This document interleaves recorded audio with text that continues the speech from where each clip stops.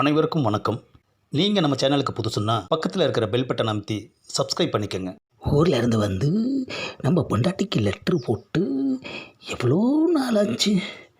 Second handle ஒரு button cellphone கூட நம்மளால் வாங்க முடியலையே ஐயா. சரி, ஃபோனில் பேசுகிறத விட லெட்டரில் கொஞ்சம் விவரமாகவே எழுதி அனுப்புவோம். யார்கிட்ட போய் லெட்டர் எழுதுறது? நம்மால் இருக்கானே, அவங்ககிட்ட போயிட வேண்டியது தான். 1 hour later. அப்பாடா, அவன் வீட்டுக்கு வந்தாச்சு. என்னது, ரொம்ப பிஸியாக டிவி பார்த்துக்கிட்டு இருக்கான். ஆஹா, நம்மளை பார்த்துட்டான்யா. என்ன நம்ம வீட்டு பக்கம்? ஒன்றும் இல்லை. ஆமாம், ஒன்றுமே இல்லைன்னு சொல்கிறதுக்காக தான் இங்கே வந்தியா? இல்லைப்பா இல்லைப்பா, இப்போ தான் ஒன்றும் இல்லைன்னு சொன்னேன், அதுக்குள்ளே இல்லைப்பான்னு சொல்கிற. அது வேற ஒன்றும் இல்லைப்பா. என்னது வேற ஒன்றா? ஒரு லெட்டர் எழுதணுப்பா, அவ்வளோதான். எழுது. அதை ஏன் வந்து என்கிட்ட சொல்கிற? ஆஹா, ஆரம்பமே அதிரடியாக இருக்கு ஐயா. வேற வழி இல்லை, இவனை விட்டால் ஆளும் இல்லை. பொண்டாட்டிக்கு லெட்டர் எழுதணும். நீ யாருக்கு லெட்டர் எழுத போகிறேன்னு இப்போ நான் உங்ககிட்ட கேட்டேனா? இல்லைப்பா கேட்கல, நானாக தான் சொன்னேன். ஏப்பா, ஊரில் இருக்க என் பொண்டாட்டிக்கு நீ தான்ப்பா ஒரு லெட்டர் எழுதணும். அம்மா, ஆஹா, நம்ம பொண்டாட்டி கூட நம்மளை இந்த மாதிரி அரைஞ்சது இல்லையா? எப்பா, என் பொண்டாட்டிக்கு தானப்பா லெட்டர் எழுத சொன்னேன். ஊரில் இருக்கிறவன் பொண்டாட்டிக்கு எழுத சொன்னேன். உன் பொண்டாட்டிக்கு நான் லெட்டர் எழுதுனா பார்க்குறவங்க என்ன நினைப்பாங்க? என் பேரை அசிங்கப்படுத்துறதுக்குன்னே இப்படி செய்ய பார்க்குறியா? ஏப்பா, நான் அந்த அர்த்தத்தில் சொல்லலப்பா. எனக்கு எழுத படிக்க தெரியாது, அதனால் உங்ககிட்ட அப்படி சொன்னேன். யார்கிட்ட பேசினாலும் தெளிவாக முழுசாக பேசு. முழுங்கி பேசினீன்னா இந்த மாதிரி தான் டவுட்டு வரும். அம்மா, லெட்ரு வாங்கிட்டு வந்திருக்கியா? வாங்கிட்டு வந்திருக்கேன்ப்பா, இந்தப்பா லெட்ரு. சொல்லு. ஆஹா, அவசரத்துக்கு என்ன சொல்கிறதுன்னு தெரியலையே ஐயா. சரி, எல்லாரும் சொல்கிற மாதிரியே நாமளும் சொல்லுவோம்.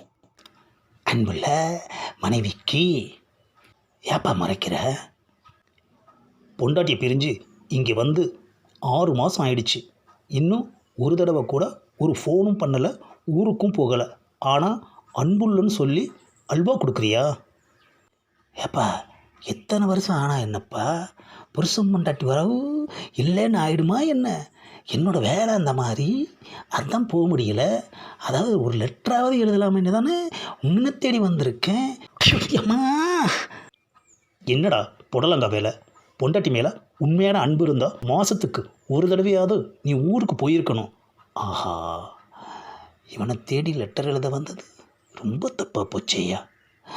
நான் ஊருக்கு போனால் என்ன, போகலைன்னா இவனுக்கு என்ன? என்ன ரொம்ப யோசிக்கிற? சீக்கிரம் சொல்லு. என் மனைவிக்குன்னு எழுதுப்பா. இப்போது உன்னோட மனைவி இல்லைன்னு யாராவது சொன்னாங்களா?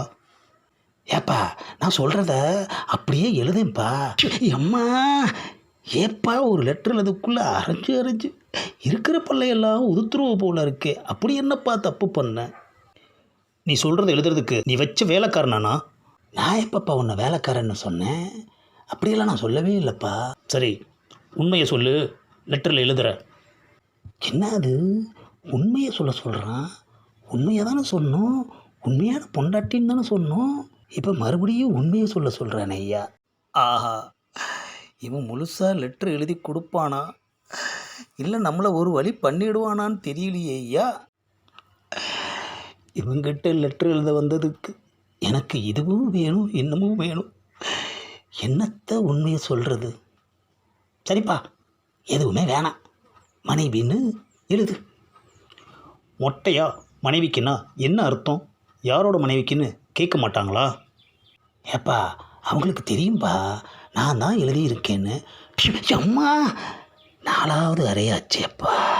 எழுதுறதுன்னா நீ எழுதுவேன்னு அவங்க நினைப்பாங்களா? ஆஹா, ஒன்றுக்கும் குதர்க்கமாகவே கேள்வி கேட்டு நம்மளை படுத்தி வைக்கிறான் ஐயா. ஏப்பா, லெட்டரை எழுத வேண்டாம்பா. நான் கொடுத்த லெட்டரை என்கிட்ட கொடுப்பா, நான் கிளம்புறேன். ஒரு நிமிஷம். ஏன்பா போகிறவனை ஏன் பண்ணிருக்கிற? நான் அந்த லெட்டர் எழுத வேணான்னு சொல்லிட்டேன்ல.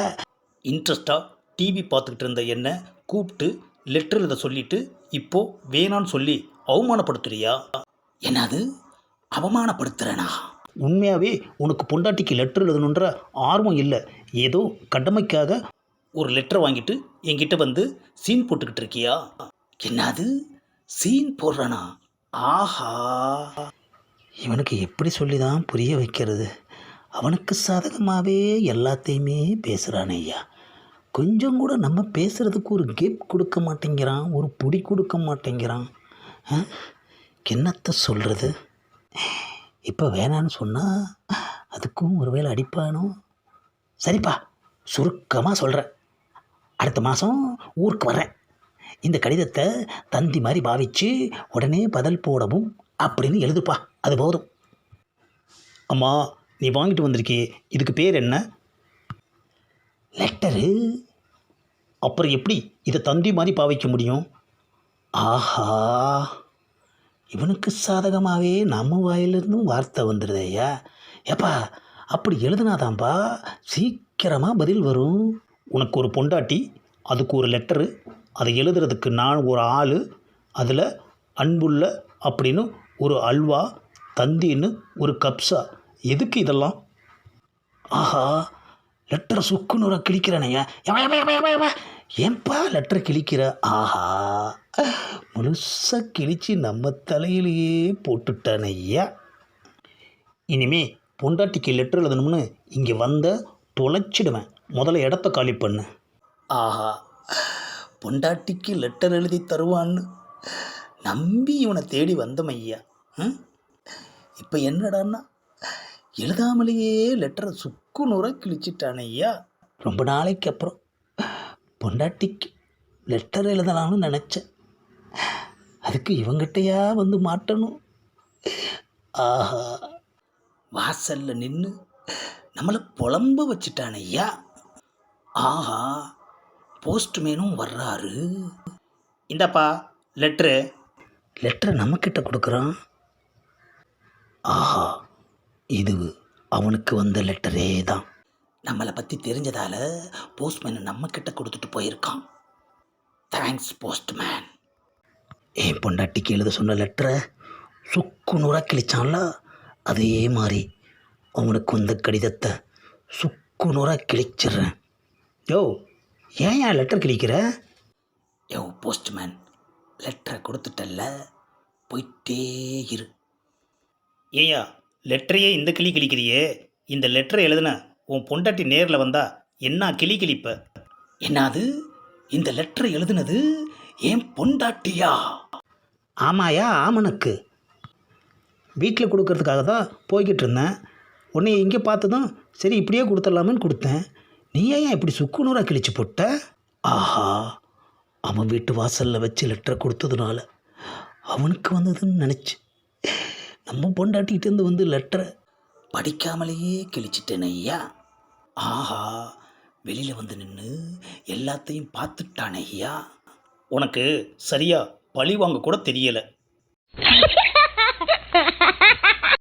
இந்த காமெடியை லைக் பண்ணுங்கள், ஷேர் பண்ணுங்கள், மறக்காமல் சப்ஸ்கிரைப் பண்ணுங்கள்.